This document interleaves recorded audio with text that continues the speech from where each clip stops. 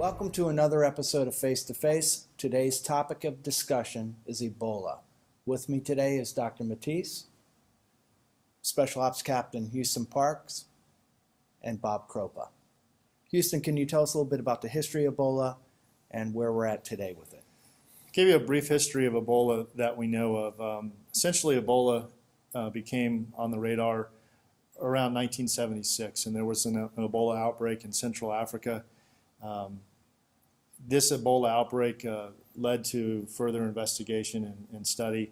There were scientists that were actually able to track it down to some caves associated with the transmission from a fruit bat, and essentially it was in the bat droppings referred to as guano.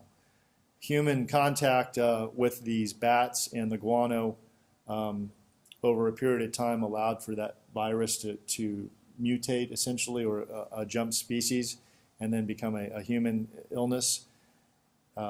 We've seen numerous outbreaks of Ebola in the central part of Africa over the years, and what we're seeing right now in Western Africa is the largest outbreak.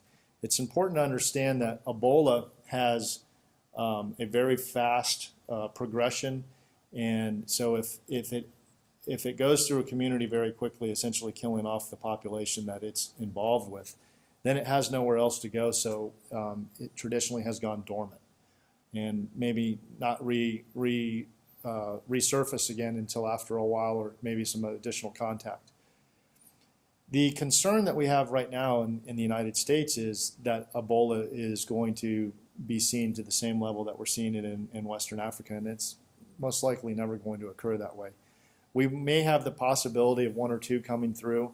We've already had somebody that came from Western Africa, and that person died as a result of Ebola. But let's understand what happened. That person came to the United States infected with the Ebola virus.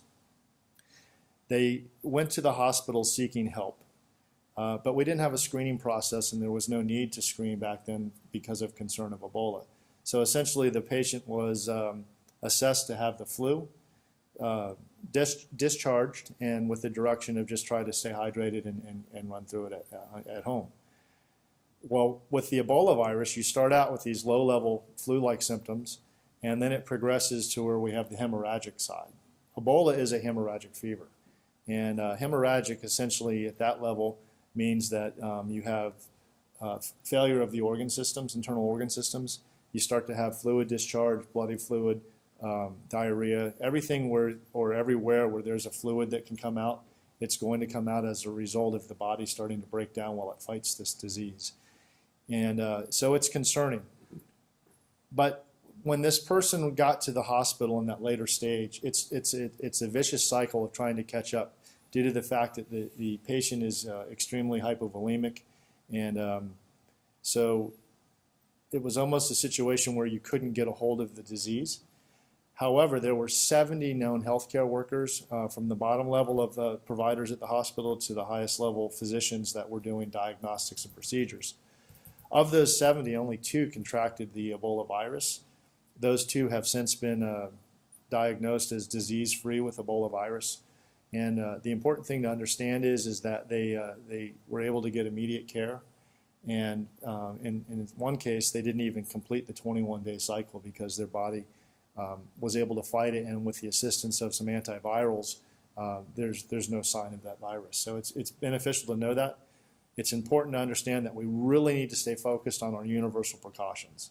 If we go back and we look at exposures or concerns with HIV, with tuberculosis, some of the other common illnesses that we're running on, those are more concerning than Ebola. And getting back to wearing appropriate universal precautions, eye protection, fit-tested N95, multiple layers of gloves on every medical patient, every trauma patient, we've essentially put that barrier to prevent us from being contaminated. Take it another step further and put that mask on your patient, and then you have a mask on your crew. There's really no avenue for travel. And we're going to go into this further with additional training, but it's really important to understand that we don't have Ebola in the United States. We've had a few cases, and right now those 2 cases are what we call essentially Ebola-free. Dr. Matisse, in comparison to other disease processes and our risk is pre-hospital providers, what Can you shed some light on that whole process of where Ebola fits into that? Certainly. As Captain Park mentioned, I want to first state that Ebola is not in this country. There has not been a case that has developed in this country outside of hospital-acquired personnel, and even the rate of transmission in that case, 70 healthcare providers, 2 became ill with very mild disease. That's point number one. Point number two would be that since this virus, in the stages where you're most likely to encounter these patients, is really indistinguishable from the flu or a common cold or a general viral infection, fever, body aches, those sorts of general malaise that most of us have seen with the flu. It's very important to maintain universal precautions, not just because we're concerned today about Ebola, but 3 months from now or whenever this Ebola concern has passed to the level that it is now, we still need to maintain universal precautions on all of our patients because, frankly, the risk of transmission of the flu, hepatitis, HIV are all, although very rare and low rate of transmission, are going to affect us potentially more than Ebola ever will. And frankly, for the mild case, the low-risk case, your risk of transmission of Ebola, if it is in fact Ebola, is still very low as long as you maintain universal precautions. And just as Captain Park said, masks, gloves, protective eyewear for yourself, and also a mask for the patient. Although Ebola is not spread like the flu through respiratory droplets, it's just a wise universal precaution because if the patient does happen to vomit or start bleeding, they have a mask that will protect you from that exposure. Another point I'd like to make is that a high-risk case is not going to be a subtle case. You're going to know. The patient will be emitting body fluids from, literally, as Captain Park said, every orifice. The Ebola virus attacks the endothelial cells of the body, and these are surface cells, so surface cells in the intestinal system, in the stomach, in the mucous membranes of the mouth and the nasal airways, and the respiratory tract. So this isn't going to be a subtle case. You're going to come upon a patient in the worst case scenario, and it probably will never happen in Palm Beach County, but in the event that it does, and we're doing all of this with an abundance of caution because we really want to protect the crews in the field from the potentiality of contracting this illness, but also an ounce of prevention is worth a pound of cure, so to speak. So the patient with a high-risk patient is not going to be subtle. They're going to be exsanguinating from every orifice, as I said. And I would hope at that point universal precautions would already be taken and put in place, and then the more advanced PPE would come into play. So awareness is key, and really this is a great time to refresh the importance of PPE on every patient as a universal standard precaution. And it's more about that than it is about Ebola. There's a lot other disease processes out there. This is not the day and age to be complacent about PPE use and how we protect ourselves. So let's talk a little bit about, just to go a little further, how does Ebola virus get in and attack the human body? You want to address that? Sure. The Ebola virus is thought to have made its way to humans, like Captain Park said, through bats. In certain parts of Africa, humans there actually don't have access to the food that we have here in the United States, and it's thought that they eat these bats. Bats are thought to be the reservoir for this virus. They carry the virus, but they do not die from the virus. So that's how it survives in nature. Humans would eat these bats, and if they're not cooked properly or if they're not handled properly, heat of 140 degrees will kill the virus. But if it's not thoroughly cooked, or when they handle it when the bat is raw, that's how it's thought to have been transmitted to humans. Also, these bats, through guano, like Captain Park said, sometimes basically drop guano onto fruits in the forest and things like that. And it may be thought that humans would eat these fruits that are contaminated with guano. Those are some of the ways that they suspect that these 5 Ebola viruses, 5 strains, like Captain Park said, made their way to humans. Another way is primates. Certain primates will eat the fruit that is contaminated with guano. And in certain parts of Africa, they eat what's called bushmeat, which is the primates themselves. And once again, the primates are not a reservoir because they actually do die from the Ebola virus. But humans do eat the primates, and once again, if it's not properly handled or cooked thoroughly, then that's how they make their way to humans. Now, in cases outside of that, all of the cases that we've seen here in the United States, and many cases in West Africa with healthcare workers, have been contracted in the healthcare setting, like Dr. Matisse said. That being proper PPE not being worn, or decontamination of surfaces not being properly decontaminated. The virus is somewhat sturdy outside of the body. It's been known to live a few hours. Some studies have shown up to a few days if it's inside some body fluids. So decon is very important, and PPE is very important. Treating patients that do have Ebola, using universal precautions, the chances are pretty low to contract this virus. So it's fluid-to-fluid contact, fluid-to-blood, blood-to-blood contact, mucous membranes, any other routes of transmission? Absolutely. The virus, when somebody is in the later stages of Ebola, is actually in every fluid of the body. It's in the blood, the semen, basically every body fluid. So if you protect yourselves from those fluids, then you'll be fine. So if I'm properly PPE'd up, wearing goggles, wearing my fit-tested N95, and I go in and I give you a mask and you put the mask on and we cover you up, no matter what you have, if you're over there and I'm over here, my chances of getting this are very slim, correct? That's absolutely correct. And that's with every disease process we know at this point, correct? Absolutely. Right, so that's reassuring. There's a lot of media hype on this, and we just want to kind of get everyone informed and get everyone comfortable with what we're talking about, and realizing it's really going to be the rare occasion that we encounter someone with Ebola. That's right. Captain Marlowe, I think it's really important for everybody to know that everything that we're talking about is been scientifically vetted or proved through the CDC, the WHO, and through some military organizations. And I just want to add the value of what we have sitting here with Dr. Matisse's medical experience and with Captain Kropa's experience.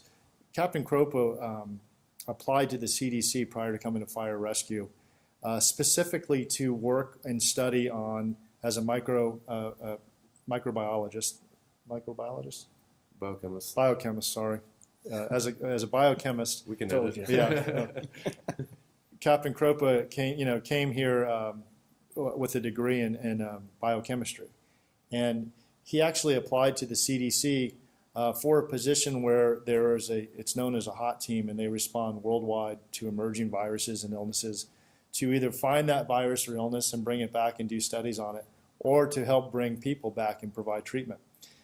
He didn't take that job because he was committed to go into fire rescue instead. So we've got some very serious, well-educated people helping make these decisions. And we have a specialized Ebola team that's been formulated to help come up with the best solutions, the best training, the best information that we can find. Is that correct? Yeah, that's true. Can you tell us a little bit about it? Well, within the Special Operations Group, the Rescue Division and Operations, we've been working closely together because there's no one person that has all of this knowledge. We kind of bring it together. We share the available resources that are out there, and collectively we're working together for the common goal of, most importantly, that we are all protected and we are able to do the right thing. And if we do come in contact with a suspected Ebola patient, we're doing everything possible to prevent further contamination of other responders or workers. Is there currently any treatment for the of disease? There is some trial doses of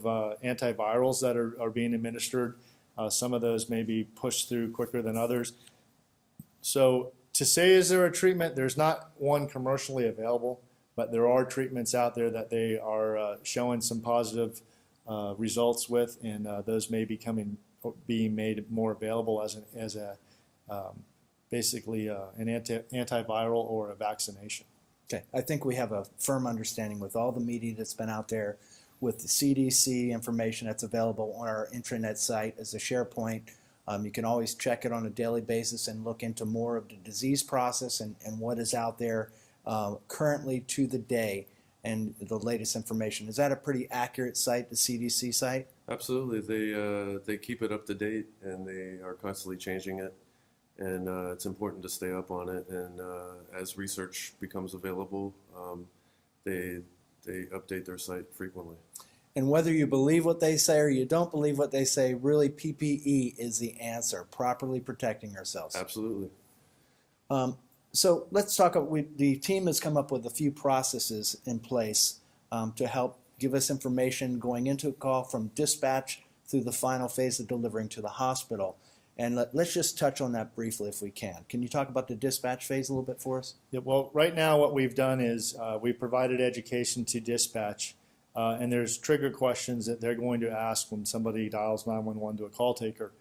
They'll go through the systematic questions, essentially trying to rule out whether or not a patient falls into the category of potentially being one that's contaminated or infected with Ebola. They're going to ask the question, which is appropriate right now, which is, has the person been in contact with a country or in country let me rephrase that. Has a person calling 911 been in a country within the last 21 days that has been designated or known to be an outbreak area of Ebola, essentially West Africa? The other question would be, have they come in direct contact with somebody that is confirmed to be and diagnosed to have Ebola? So those two right there we would consider red flags. And those are specific country orientation of the disease outbreak concerns. That is correct. And what we would encourage is that on the CDC and the WHO websites daily, there are updates. And if a country is taken off of a list as a concern for a country having an Ebola outbreak, let's say it's been in remission, then it's important for us to understand what countries do we have concern of. And so paying attention to that, dispatch is going to go through those questions, and then they're going to ask a few other questions that will put it into the category of whether or not it's what we're going to respond as a med alert. That being said, a med alert is going to get you a different type of response, where you may get an engine or a rescue or both for a flu type call or an unknown medical. If they meet the criteria of those two that we just mentioned, or something similar to that, then they're going to also have, with that dispatch resource, you're going to get a district captain and a district chief and notification to Battalion 9.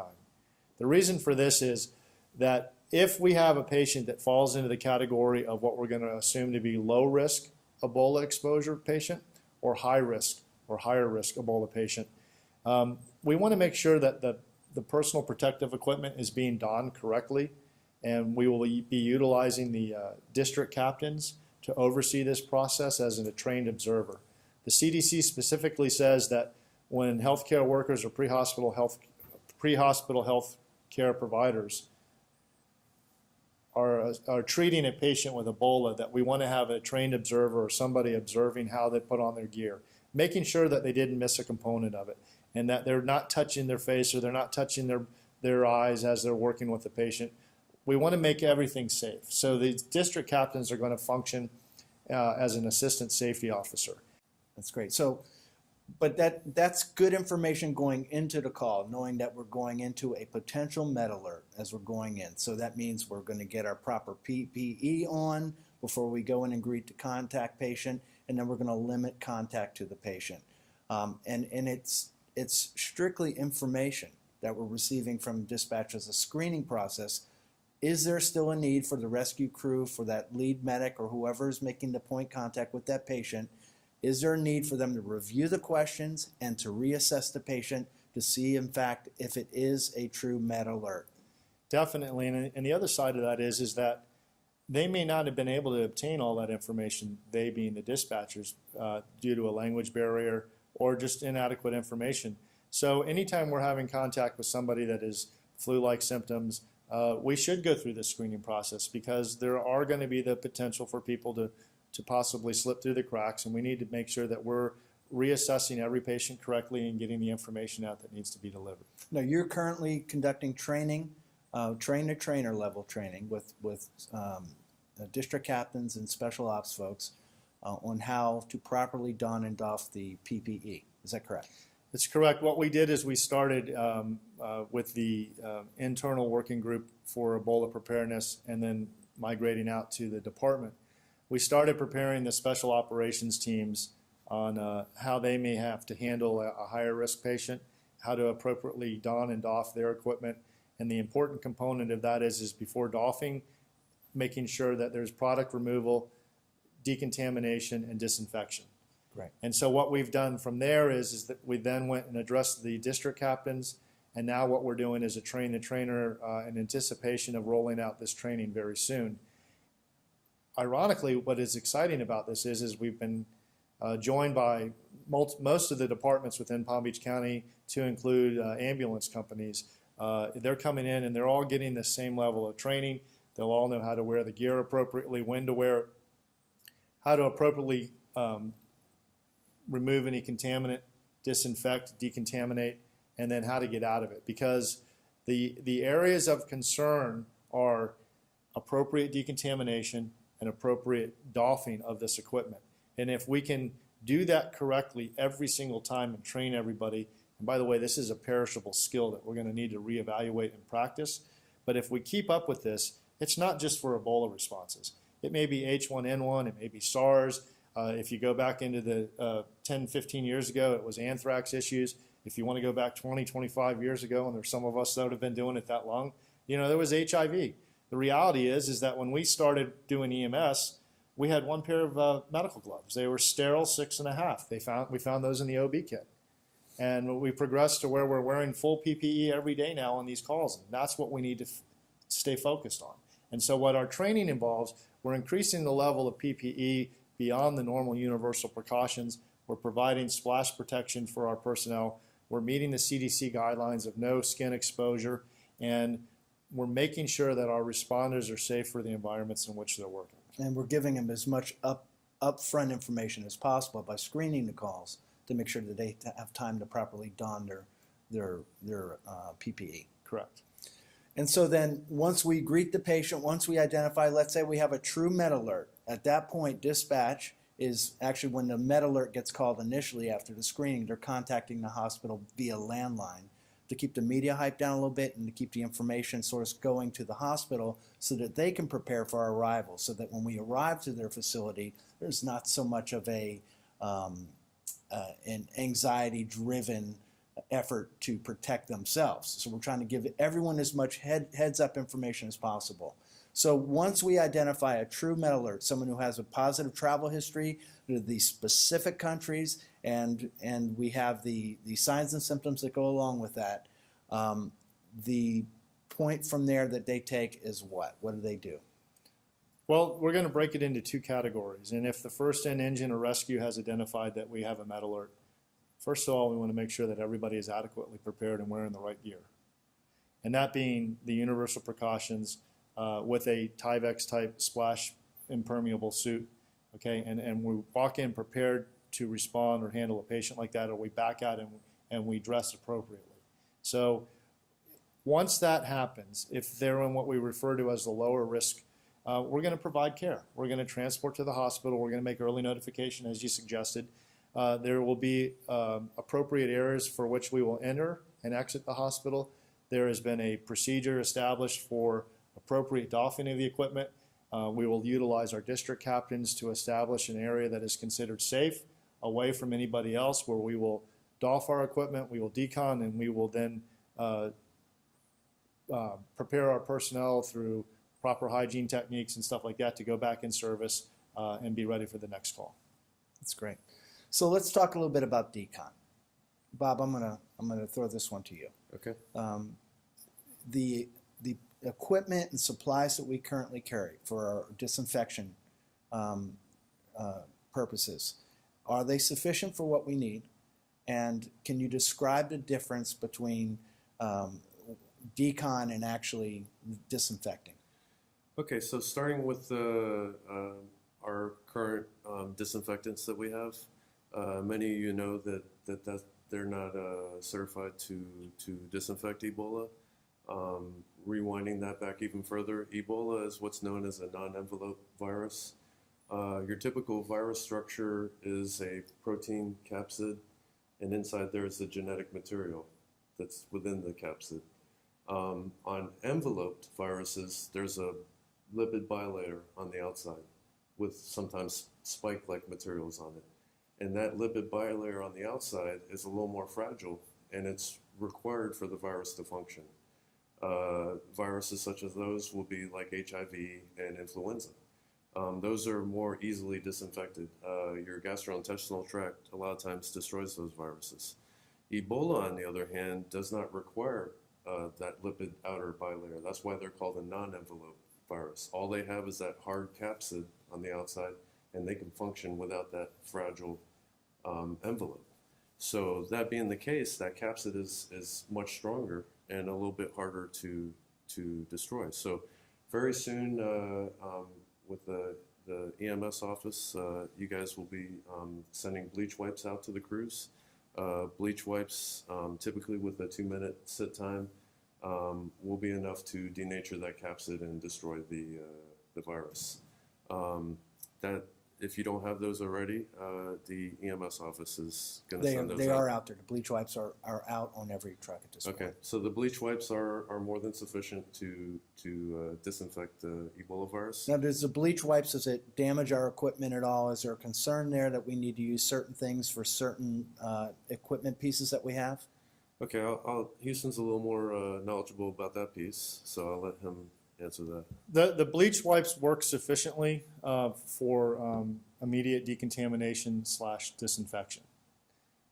However, bleach being a base applied to metal or some of our electronic components such as life packs that aren't protected can destroy them over time. But whatever we use, whenever we apply it, we're going to make sure that after that contact time, it's been removed. We wipe it down and make it clean. The bleach is a great tool. It works on all biological agents. It works on chemical agents. It works on blister agents. The important thing to understand, though, is that bleach deteriorates over time. And I want to make it real clear that because we have this mentality where if a little is good, a lot is a lot better. And if you're taking a higher concentration of bleach other than what we're providing, or you're trying to mix your own bleaches with chlorine, that coming in contact with your skin can do a lot of damage. And then you have what we refer to as non-intact skin, which is an avenue for which that virus can then go to your body. Plus, not to mention all of the effects that bleach or those bases will do to your skin. We're looking at additional decontamination chemicals that are EPA approved, specifically one called DF200, and we will be bringing that out within the Special Operations Group for more severe cases. It was developed by Sandia National Labs. We've already purchased it. And Sandia National Labs does all of the testing for the U.S. military and government specific to biochemical weapons. And they've shown that this product works really well. And it's also non-destructive. So it's not going to ruin any of our equipment. We can put it in as a wipe. We can put it in as a spray. And we're looking at the process of fogging the back of our rescues for complete disinfection and decontamination. And those are for the higher risk identified Correct. Ebola. Let's remember, though, that if we've isolated a patient on a lower risk, really, what is contaminated?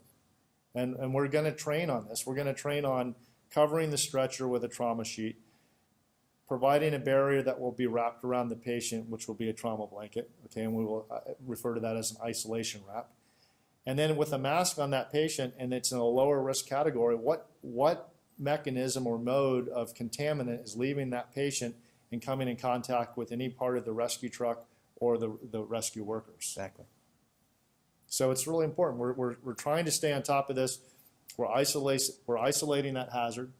And by isolating that hazard, we're significantly, if not completely, reducing the chances of any exposure. And if you have someone who's not ambulatory, we do have mega movers going out Right. to all the units out there, which should help. They're disposable.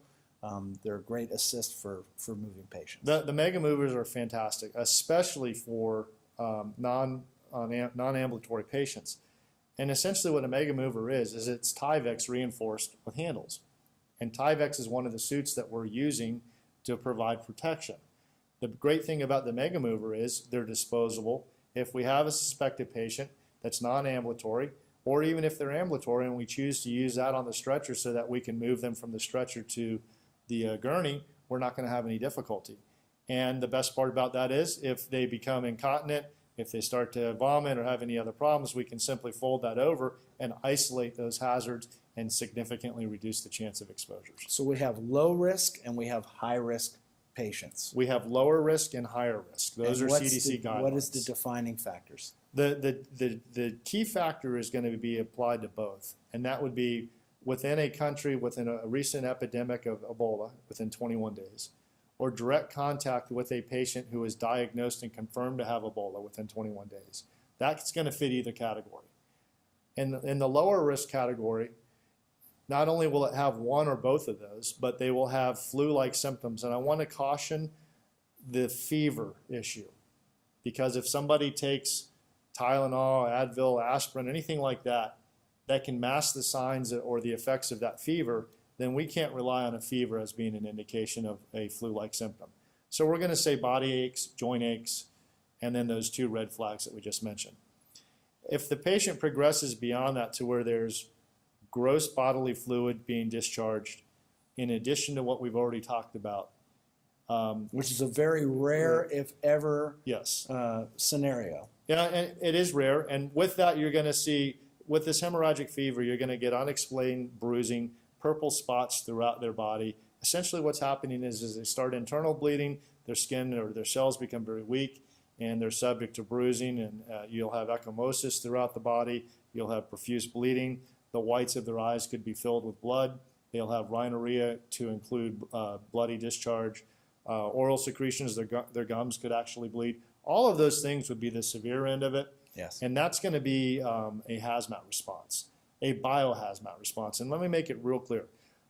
Whether we're in a lower risk or a higher risk category, this is an infectious control issue. It is not a hazmat patient.